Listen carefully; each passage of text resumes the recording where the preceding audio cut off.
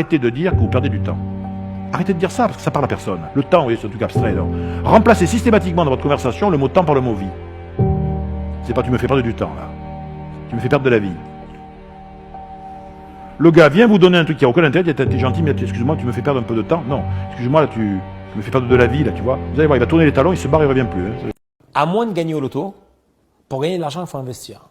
Au début de ta carrière, la seule chose que tu as à investir, c'est du temps. Tu n'as pas d'argent. Donc ton investissement, c'est du temps. C'est de l'apprentissage. Si je vous donne 20 €, ils ne sont plus à moi. Mais si je vous donne de la connaissance, elle est encore à moi. Là, je vous donne de la connaissance, a priori quand je vais sortir de cette pièce, je serai pas plus bête qu'en y rentrant. Alors que si je vous donnais 20 € à chacun, je serais moins riche.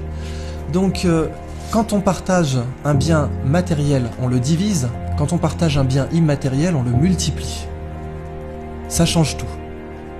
Je ne peux pas devenir riche rapidement, c'est pas possible de devenir riche rapidement. Si c'était aussi facile, tout le monde le ferait. Si c'était aussi facile, ça se saurait.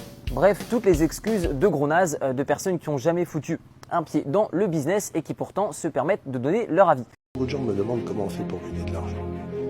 Et je leur dis, c'est pas difficile, il faut pas y penser. Si vous cherchez à gagner de l'argent, vous ne gagnerez jamais. Donc la base de la réussite, c'est de trouver des gens à qui vous allez rendre service et qui vont vous payer.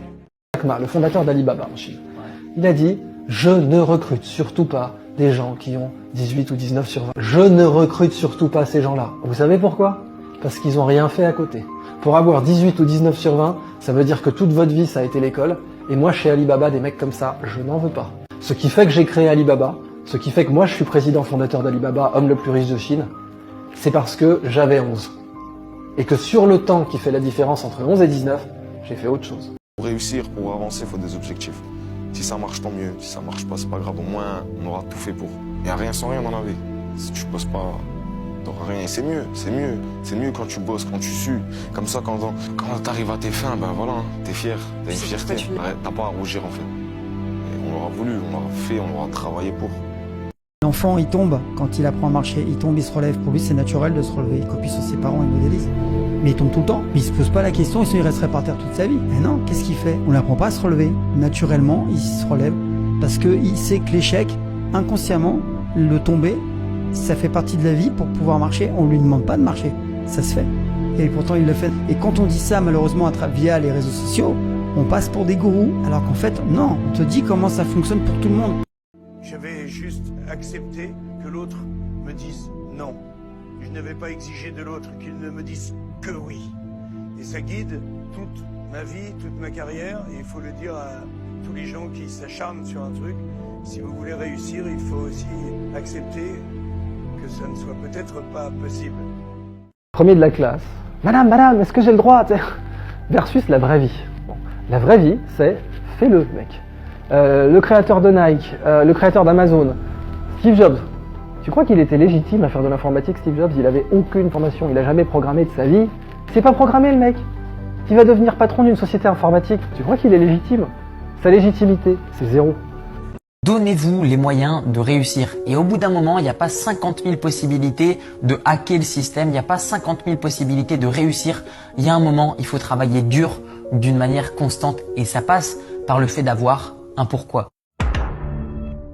Comment tu as eu l'idée de Mythique? Oh ben c'est simple, j'avais 4 copains, enfin 3 copains plus moi, ça faisait 4, qui étaient mes 3 copains, 3 témoins de mariage. Et puis quelques années plus tard, les 3 ont eu des difficultés conjugales, et ils m'appelaient, et moi j'étais toujours marié, pour me raconter leurs histoires, et ils divorçaient, ils allaient divorcer, ils savaient pas s'ils devaient divorcer, enfin je passais des heures au téléphone pour parler de ça. Et les 3 me disaient, je trouve personne, parce que je suis trop vieux pour aller en boîte, au bureau ça se fait pas, en vacances personne n'invite un mec tout seul. Et donc je suis allé me coucher après avoir dîné avec les 3, et j'ai dit mais merde, moi je connais très peu de gens, je connaissais vraiment pas grand monde et il y avait 3 personnes qui trouvaient pas. Donc je me suis dit, il y a bien y avoir 3 filles s'il y a 3 garçons. Et donc la nuit j'ai cogité et j'ai dit, je vais peut-être faire un site où mettre mes 3 copains, il y aura 3 filles et 3 ans plus tard on était 12 millions. Il y avait bien un besoin. Est-ce que vous saviez qu'il existe 8 forces qui poussent à acheter n'importe qui et qu'il vous faut absolument exploiter pour vendre plus? Selon Whitman, l'auteur du livre Cashvertising, les humains sont programmés pour s'intéresser aux 8 besoins suivants.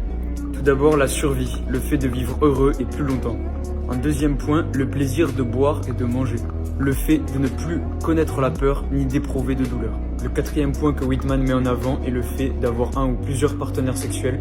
Il rappelle également le besoin qu'ont tous les êtres humains de vivre confortablement tout au long de leur vie. Il dit ensuite que la plupart des êtres humains ont ce besoin irrépressible de se sentir supérieur et d'avoir un statut social important. L'attention et la protection des proches qui est selon lui un besoin très important et qui nous touche tous. Et enfin, pour terminer, 8e besoin à exploiter pour vendre plus, c'est le fait d'être accepté par la communauté. Acheter des biens immobiliers, depuis le début. Des fois, les gens me voyaient sur Skyrock, j'avais du mal à payer. M'entendaient sur Skyrock, me voyaient à la télé, j'avais du mal à payer mon abonnement téléphonique.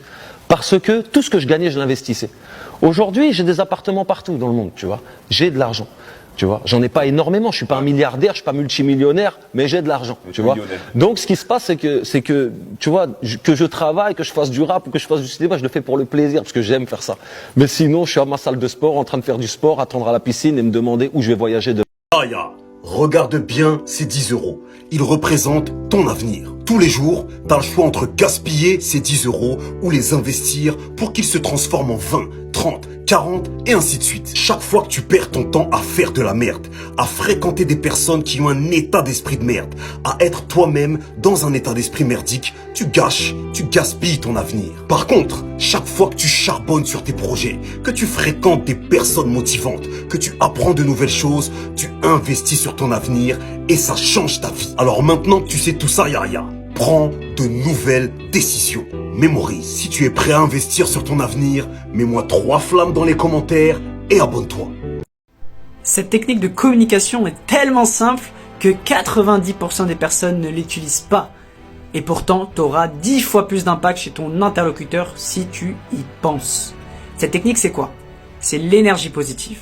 Je te donne un exemple. La plupart des gens sont « Bonjour, comment ça va? Qu'est-ce que tu as fait aujourd'hui? Quoi de neuf? Qu'est-ce que tu fais dans la vie ?» Alors que si tu mets le peps chaque fois, au téléphone, dans un entretien, avec un client, à l'école, dans un exposé, si tu mets l'énergie positive « Bonjour, comment tu vas? Ça fait plaisir de te rencontrer. Qu'est-ce que tu fais dans la vie? Waouh, quoi de beau ?» Si tu mets cette énergie, après c'est à toi de mettre ta propre énergie, mais si tu mets ton enthousiasme, si tu mets cette énergie positive dans chaque discussion, dans chaque façon de communiquer, je te garantis que ça va tout changer. Voilà. Abonne-toi pour plus d'astuces. Et on n'achète pas tout avec l'argent. On achète une maison, on n'achète pas un foyer. On achète des médicaments, on n'achète pas la santé. On achète des plaisirs, on n'achète pas le bonheur. On fabrique son enfer et ses souffrances parce qu'on est inconscient.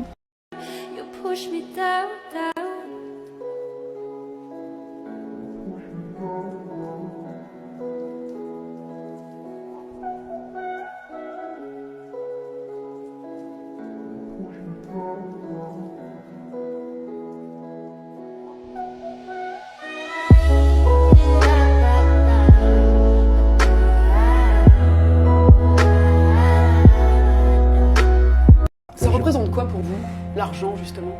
L'argent, ça représente beaucoup de choses. Ça représente une certaine forme de liberté parce qu'aujourd'hui, on ne peut pas faire grand-chose sans l'argent. On ne peut pas faire grand-chose, que ce soit des projets dans le bien. L'argent révèle les gens, en vérité. Il ne transforme pas les gens. L'argent ne transforme pas les gens, ça révèle les gens. Donc ça vous aurait changé vous, mais dans le bon sens?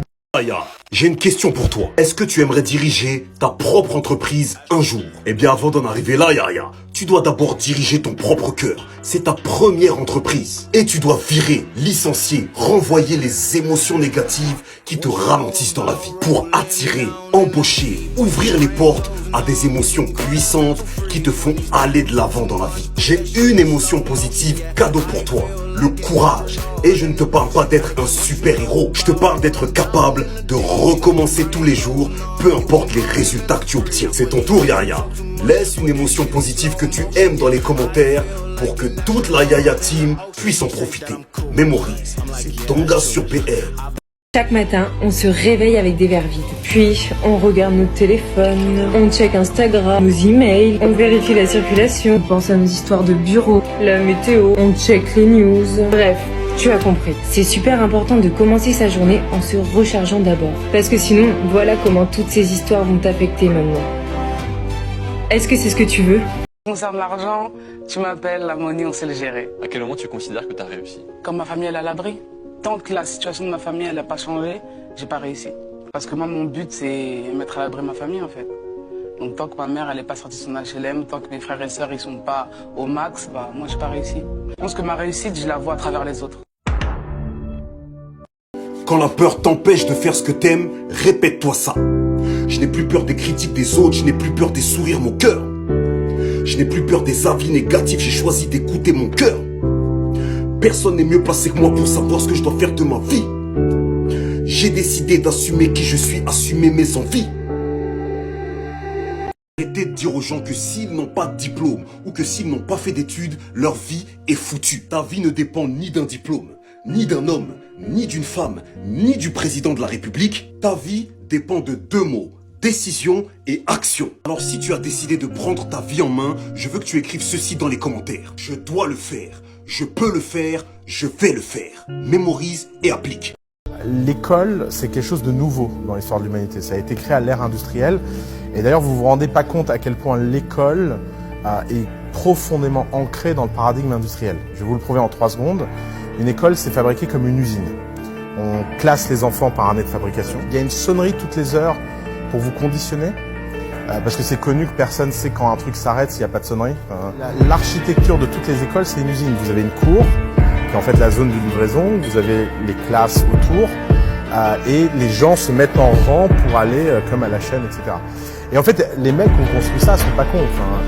Si vous êtes un entrepreneur du XVIIIe siècle, et que vous construisez une usine et que vous vous dites qu'il faut que tout le monde comprenne comment cette usine fonctionne pour atteindre, vous conditionnez leurs enfants à l'école. D'ailleurs, pourquoi la génération de nos parents était tellement fort en orthographe et en comptage? C'est parce que c'est les 2 compétences essentielles pour parler à un patron dans une usine.